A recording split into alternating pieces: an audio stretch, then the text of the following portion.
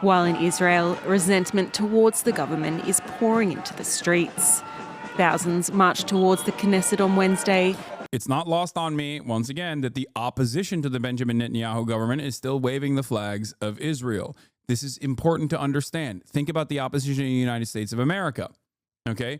Think about the opposition to the Trump administration in the U.S. Think about the opposition to previous administrations in the U.S. Who is the one that raises American banners and American flags? What is their attitude? I'm trying to get you Americans and those in the Western world to understand that this right here implies that they're not totally against Benjamin Netanyahu's actions. They're just against Benjamin Netanyahu. Okay? Accusing Netanyahu of resuming the war for political gains. It is the second day of protests, with many worrying he is further endangering the 24 hostages still believed alive, and outraged by his attempts to fire the head of Israel's internal security service, the Shin Bet. We want to be a democracy, and we are Crime minister. Okay, that's a fire hoodie. on the way to dictatorship. And the hostages are still in the tunnels, and we want them home now. Public opinion polls in Israel show support. I just feel like the media is saying that Hamas didn't want to negotiate. I feel like we're being gaslit about the ceasefire deal. As you said, there was a phase 2 and 3. Why did Israel break? Why are people okay with that? Yeah, no, it's a lie. When Israel says Hamas is not negotiating with us, they're lying. That's just the abject lie. Think about it this way. Israel violated the ceasefire even on phase 1 with no intention of ever moving to phase 2 or 3, right? And even then, there was no retaliation from Hamas in that process. No retaliation whatsoever. And then they just basically decided it's over. It's completely over. We're just going to go back to full-blown ethnic cleansing, and immediately killed hundreds of Palestinians, 180 children that they slaughtered overnight. It's been the same exact lie that they've retold over and over again with no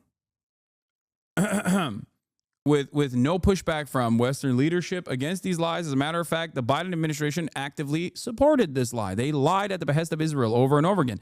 They actually overextended their lies so much that Benjamin Netanyahu, fearing political backlash from his coalition of even more further right neo-Nazis, decided to actively undermine the Biden administration. Whenever Anthony Blinken would be like, no, this is Israel's deal, Bibi would come out and be like, it's not. I hate this deal. I don't want to do this deal at all. For a second stage of the ceasefire, but Netanyahu has all but ruled out a return to peace, saying on Tuesday that future negotiations with Hamas will take place only under fire. Breaking news, a judge rules to move. So, yeah, there was some drama with Netanyahu personally for firing the leader of the Shin Bet. Shin Bet is the interior security. It's like the FBI, basically, like the National Security Intelligence Agency of Israel. And Mossad is CIA, Shin Bet is like FBI. Okay, it's reductive, but that's kind of what it is. And after he did that, because of a back and forth over, I believe it was over October 7 as well as some other reasons, the government called him. The government wanted to conduct an inquiry into why he had unceremoniously fired the head of the Shin Bet. And Benjamin Netanyahu started dropping bombs that night. And of course, the inquiry was canceled. Is this the woke one? There is no woke one. There is no woke group in Israel. Like, that's why most of the opposition is still, very on board with continuing bombing, but they just want the hostages back. Or they don't like Benjamin Netanyahu. They don't have an issue with, like, if you want to understand the opposition in Israel, look at like Yair Lapid. Look at the quote unquote centrists in positions of power and the way that and the way that they operate. Like when the ICC came down on Benjamin Netanyahu and Yoav Gallant, they literally called the ICC anti-Semitic. Benjamin Netanyahu, of course, considers it woke leftist and a deep state agenda. Here it is. Shin Bet and police investigating for weeks allegations that some of Netanyahu's aides were on the Qatari payroll. This evening, 2 suspects arrested over contact with foreign agent plus money laundering. This is Netanyahu's reaction. In America and in Israel, when a strong right-wing leader wins an election, the leftist deep state weaponizes the justice system to thwart the people's will. They won't win in either place. We stand strong together. He's like, they're coming after me, but they want to come after you. I'm just in the way. He's doing the Donald Trump line.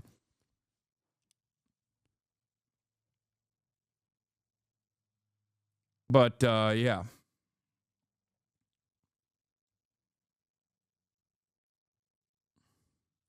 It's not that different. They're generally less corrupt than Bibi. It's time for a change of leadership in Israel. Yeah, they're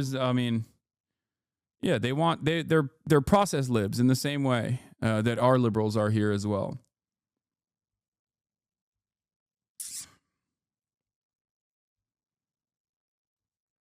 So, yeah, like I'll explain it to you like this: liberal Zionists in Israel, or even like the Shin Bet, right? They have valid security concerns that they recognize. So they'll oftentimes come to Benjamin Netanyahu and say, hey, can you stop working alongside Itamar Ben-Gvir in really doing these pogroms in the West Bank? Because every time you do a pogrom in the West Bank, you're moving military resources away from the Gaza envelope and moving it into the West Bank. And also you're pissing off the Palestinians. And when you piss off the Palestinians, Hamas is getting angrier and angrier and sees just cause for retaliation. You are going to collapse the delicate security apparatus that we've cultivated in our apartheid state. They're saying that not because they want to end the apartheid state. They're saying that because they want to maintain the apartheid state with a decent amount of security. Some liberal Zionists will look to the West Bank and the pogroms and say, that's gross. Why do they say that? Well, because they understand that in the Western world, that plays really poorly. Because that's the type of clan-style activity that like even Westerners can understand. Okay? But overall, nobody fully, like with the exception of a very small group of people, like dedicated anti-Zionists, almost all of them I've had on this fucking broadcast, there's no real, genuine anti-Zionist movement, especially amongst Israeli Jews. And the Palestinian citizens of Israel, which comprise 25% of the Israeli population. By the way, when I say Israeli Jews, that's not my interpretation. It is the demographic association that Israel has designed because it's a Jewish ethno-state, a Jewish religious supremacist ethno-state. So it's their own designation that I am using in this circumstance. There are plenty of Arab Jews as well in Israel. They're just not considered Arab. Arab is considered second-class citizen. So, yes, mostly there are Marxists. I know personally. No, I know. But they're a small, incredibly small number of people, and most of them are in here. That's what I'm talking about. So most of the opposition against the Netanyahu administration in Israel is, of course, still very much in support of a lot of the violence and the cruelty that the Israeli government subjects Palestinians to. They just want to not erode their civil liberties. Like, you know, they want to be gay. They want to be a gay apartheid state. They don't want to be an anti-apartheid state. And they don't want to abolish the apartheid. They just want to still be gay. So, that's a somewhat reductive way to explain the process here. So,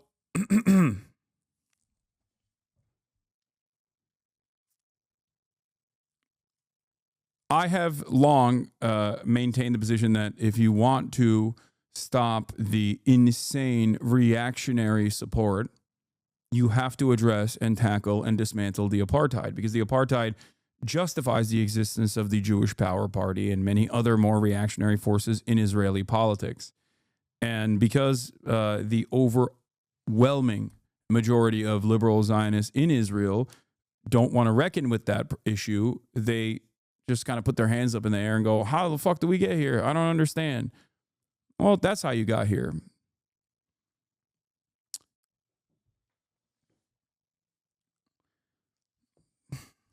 A interesting analog to what we have experienced with the Democratic Party's lackluster opposition to the Republicans undermining the administrative apparatus, undermining the administrative state, and doing a metric ton of awful fascist things here in the United States of America, which the Democrats are not doing a good job tackling.